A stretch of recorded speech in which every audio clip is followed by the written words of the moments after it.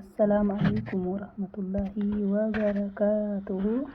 kabajamtoota hordoftoota chaanaalii ijoollee Oromoo shaniif kam jirtan nagaa keessanii bakka jiraattanii isiniin jecha kunoo cabbiin biyya keenya gudii nama gootee jirti. Gadi isinitti mul'ata kaanii ani hin beeku amma makiinaan tun deemuu dadhabdee jirti jechuudha. Akka dhoqqee biyya keenya keessaa makiina dhiibanii baasan tokko karaa akkasitti amma makiinaa agasii waan fidaniif moo durumaamii kana keessa maa fidan akkasitti dhiibaa jiranii jechuudha. Makiinaa duuba dhaabatanii dhiibuun biyya kanatti ajaa'iba. Diddeef kun namichumaa hin cafaallaqin makiinaan ufiin gaddee biti garaa gadeemu cucaasisa wanti taaksii sanuu akkasiimi taaksiidha nama fida jettee biyya sitti fudhatama.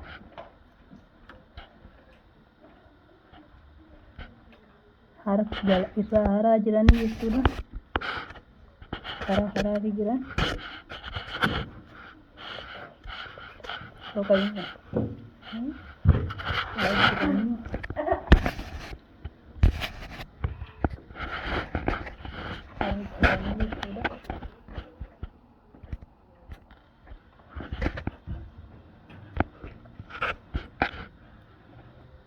amma taruu dandeettii bada.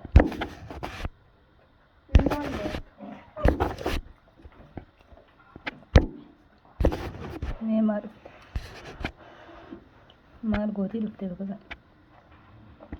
kana dukaanuu keessa bahuu dadhabne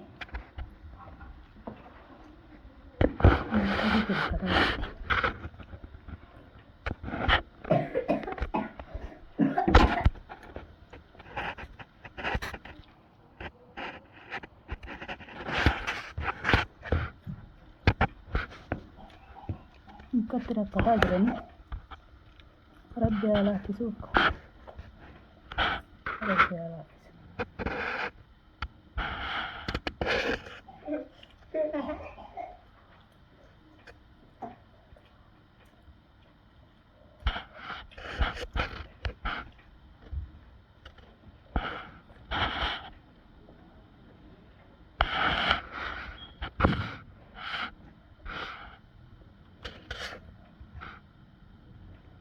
Bismillah amma oofaa jira.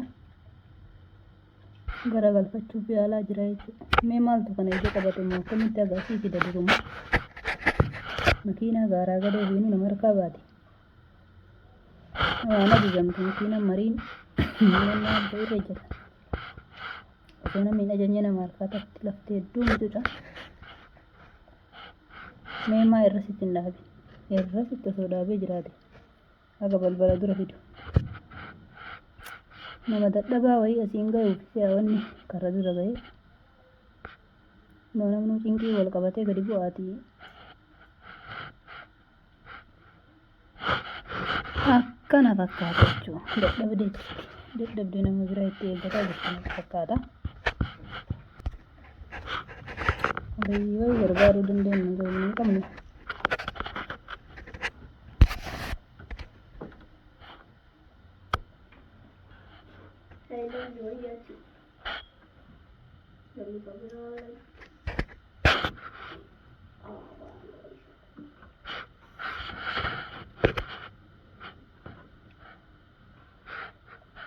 Allahumma inshallah abad.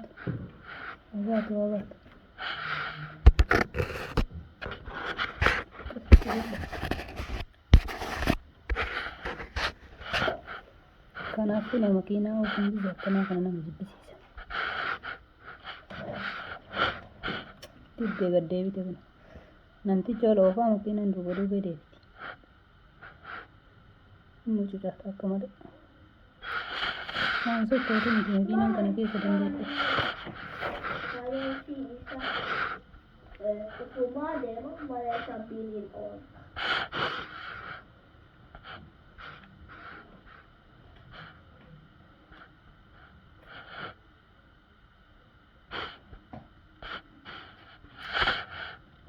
Haadhummaan tunuu jaraa soo golte.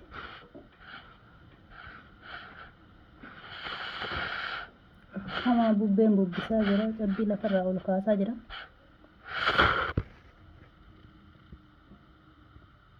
Kana waa takka hin dandeenye jechuudha.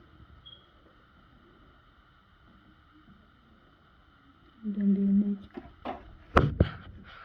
Yaa Allah.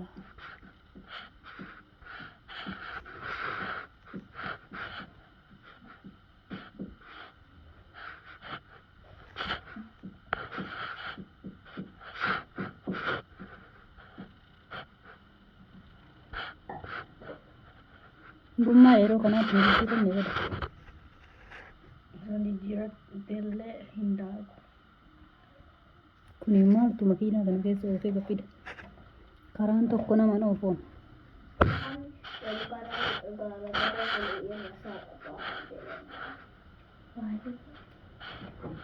Achirraayyuu ba'uu dide. Teessuma wayiitiin osoo dhiibee galchee jiraate nama taaksii yaabbatu sanillee yoo nama dulloomaa taate rakkatee ni asiin gaya karra duraan gayu.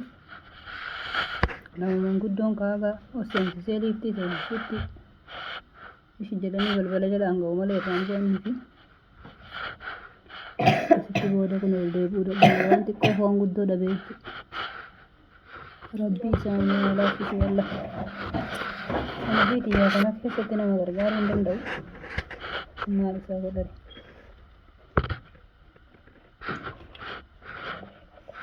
Maal irraa gargaarta? Maal irraa gargaartee dandeetta? Jarri gurguddaan kun dadhabe. Ijoollee xiyyatu gabbuunee gargaaruu jedhanii gaafata. Mee maal gargaarta yoo dhayxe? Hin dhiiboo? Laabuu makiina na jalaa sirra baatiin. Kanuu badii fi dhaqatee.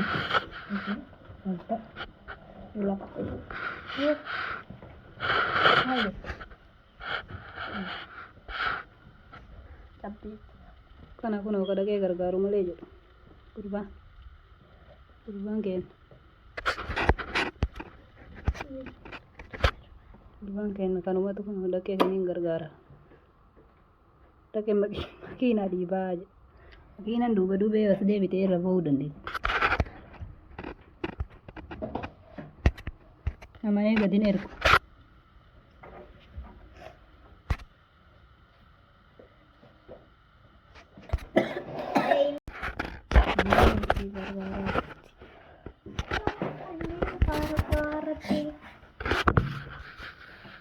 Siinatti gargaarti. Wannaa lafarratti amma deemti. Makiina deemu yaa'uti deemte.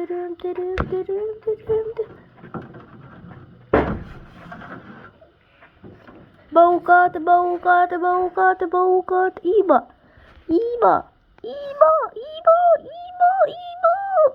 Namichi bee kufuu jira. Hin kufne malee.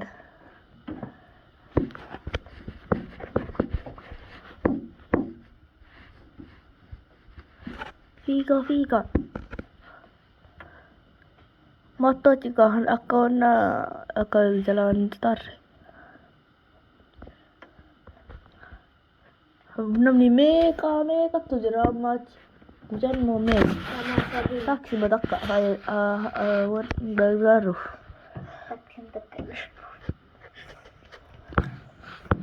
Amma achi iban waliin nagartan yoo naqamirraa jaban fagoo jira saamiti haga tokko. Tarte.